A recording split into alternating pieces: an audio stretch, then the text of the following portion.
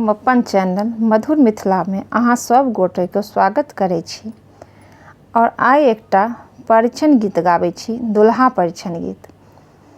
गीत नीक लागत तो चैनल के लाइक शेयर सब्सक्राइब कर देबै।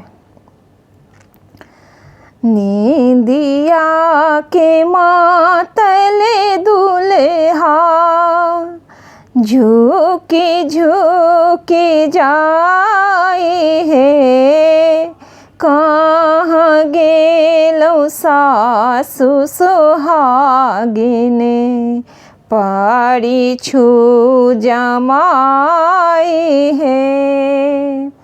नींदिया के मातले दुल्हा झुकी झुकी जाए है, कहाँ गेलौ सासु सोहागिन पाछू जमाए है। जेहने हमारे धिया तेहने जमाए है, जेहने हमारे धिया तेहने जमाए है।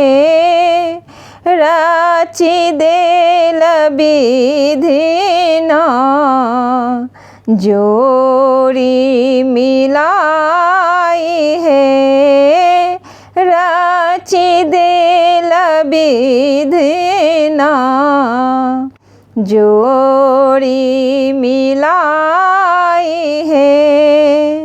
नींदिया के मातले दुल्हा झुकी झुकी जाए है, कहाँ गेलौ सासु सोहागिन पाछू जमाए है। काँच ही बाँस के डालबा सजाबे है, काँच ही बाँस के डालबा सजाबे है। चंदन काजर लाए पाछू जमाए है, चंदन काजर लाए पाछू जमाए है।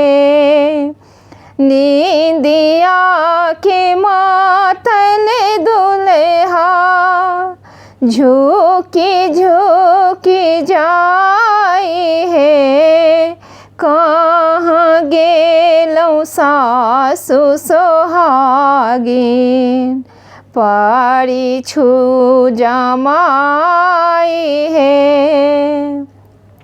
माथ कलश ने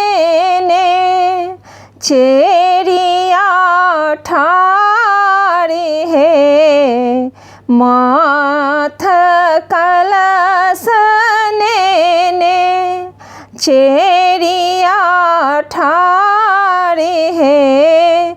दियो ने रुपैया दुल्हा काले सा भराए है, दियो ने रुपैया दुल्हा काले सा भराए है।